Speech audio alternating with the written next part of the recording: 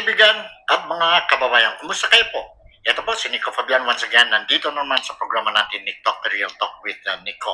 And today's topic po is we are going to touch about ang buhay ng mga Filipinos whenever we experience natural calamities. Kagaya typhoon, flash flood, lindol, tsunami, and other kinds of calamities dyan po sa Pilipinas. Kawawa talaga mga Filipinos po.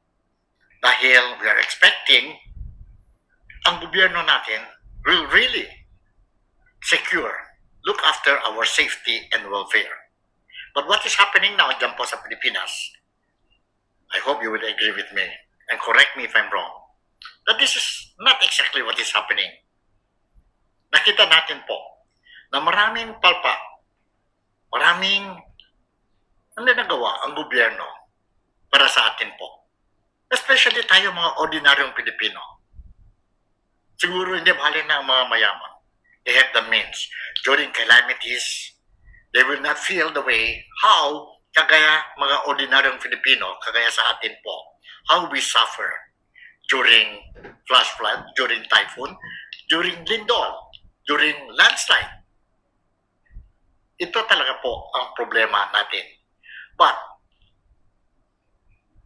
we still hope that someday, this kind of sufferings that we are experiencing for donkey years na po, or maybe decades already po, we hope that this thing will be a thing of the past. Sana lang po. Sana lang po.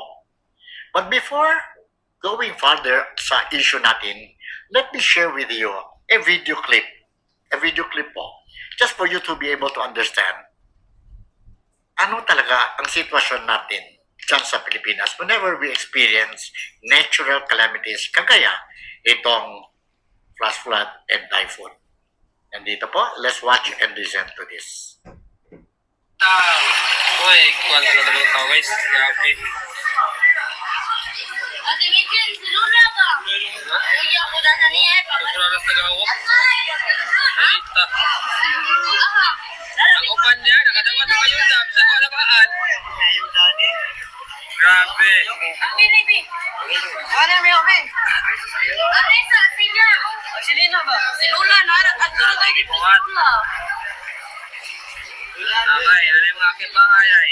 Nasusunod na sila dito. Mga aking bahay. Live part.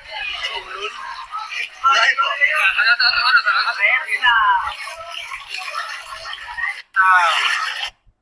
So yun ang sitwasyon sa atin ngayon po. Kahapon, hindi lang po sa isang lugar. Ang daming mga areas sa Pilipinas po, we are facing this kind of problem or sufferings ang mga Filipinos po. So today, we are going to touch itong problema natin. And I hope masking paano po, our government will listen and realize ang sufferings ng mga Filipinos, kagaya mga ordinaryo Filipinos kagaya sa atin. Remember, when water rise, Filipinos suffer. Di ba po? Innocent lives lost. Thousands of families across the country continue to wade through muddy waters, their home destroyed, their livelihoods washed away, and their hopes drowning in uncertainty. Recent weeks, we have seen brought a succession of storms. Ang tropical depression Luis, typhoon Maymay, and the relentless southwest monsoon that together have unleashed torrential rains across Luzon, the Visayas, and Mindanao. According to official reports, mga kababayan, kapatid at kaibigan, over 261,000 people have been affected across multiple regions, with flash floods and landslides sweeping through communities in Cagayan Valley, the Ilocos region, Central Luzon, Bicol, and Zamboanga Peninsula. At least as of today, 6 people have died. It was reported. Victims of landslides and drowning, while thousands more remain displaced, huddled in evacuation centers or seeking shelter with relatives. Infrastructure and agriculture have sustained damages estimated at 109 million pesos, a figure that rises with every new river that overflows. In Zamboanga City alone, continuous rainfall triggered flash floods that caught residents by surprise just recently po. Dahil po sa flash flood, dahil po sa typhoon. In Rizal and Benguet, landslides buried homes and claimed lives. In Cagayan, Isabela, La Union, and Pangasinan, swollen rivers spilled over into towns and the farmlands, cutting off roads and sweeping away whatever the residents had managed to rebuild. This is not merely a weather event. It is a tragedy repeating itself with cruel regularities. It was reported yesterday that many areas in Manila itself,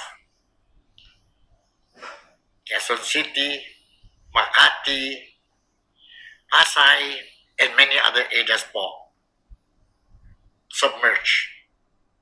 Dahil po may problema tayo sa drainage system natin.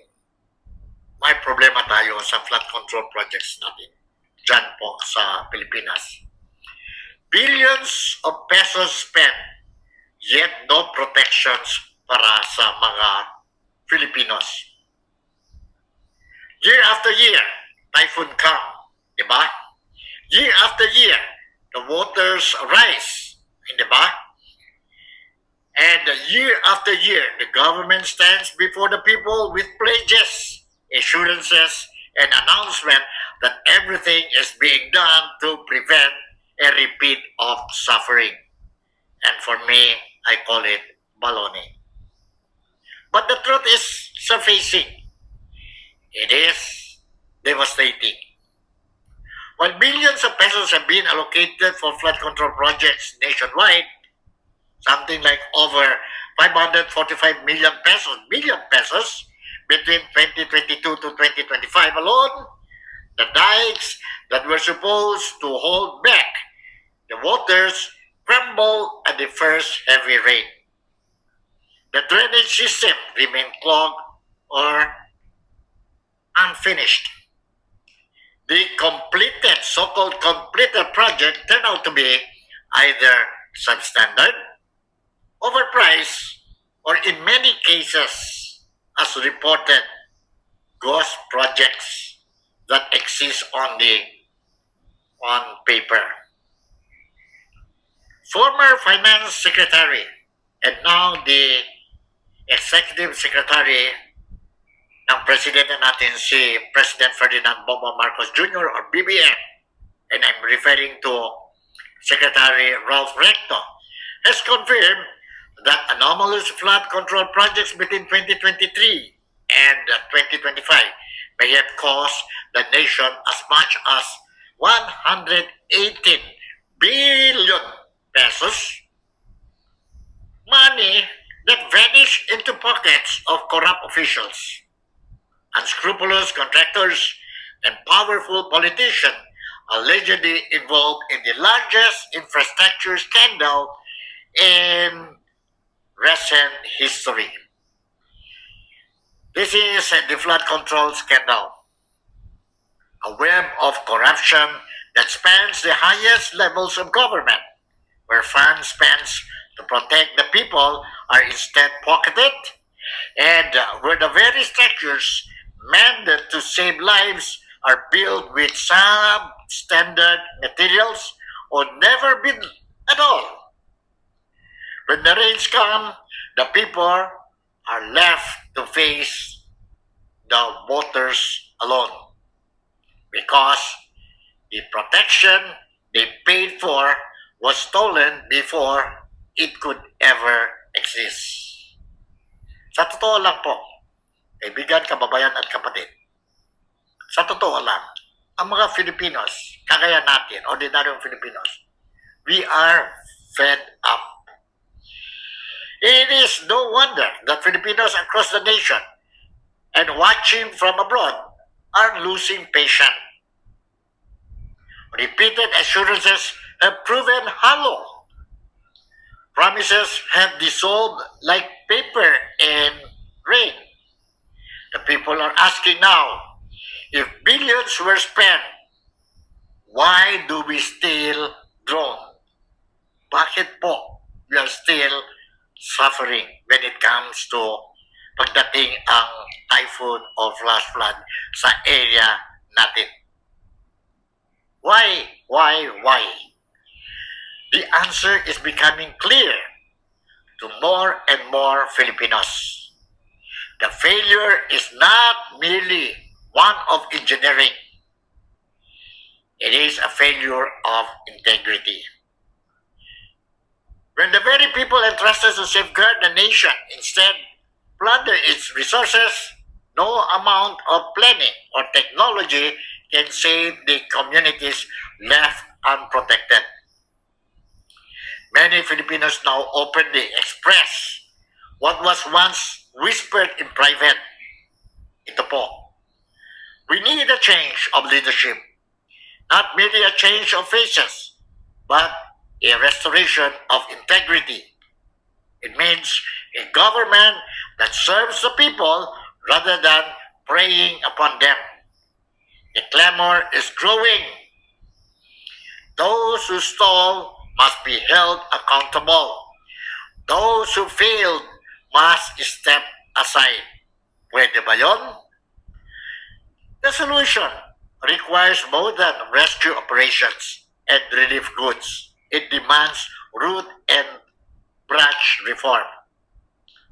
Ano-ano yung mga root and branch reform? 1. Full public audit of all flood control projects. 2. Prosecute all those involved without exemption. 3. Rebuild based on science, not on politics. 4. Restore watershed and river system. And 5. Empower communities and enforce zoning laws. Diyon po ang kailangan. The waters will keep coming whether we like it or not, mga kababayan, kapatid at kaibigan. The typhoons will return whether we like it or not. But whether they continue to bring death and destruction or mere rain now depends entirely on whether we choose integrity over corruption, public service over private gain, or truth over empty promises. Filipinos have endured enough. They have waited patiently, or we have waited patiently through one administration after another, hoping that the next would be better. But trust without accountability is not wisdom. It is indifference. The people are now saying clearly, give us leaders who will build what is promised, protect those who are vulnerable, and punish those who steal. If you cannot do that, then step aside. True change will not come from better promises. It will come from better leaders. Kaibigan, kapatid at kababayan, the choice belongs to every Filipino. Finally, what I highlighted today.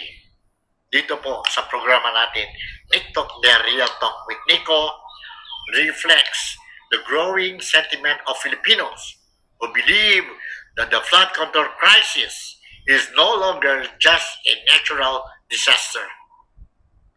It is a man-made tragedy that cannot and must be ended. So with this, I would like to say thank you very much for making me a part of your day today. Maraming salamat po.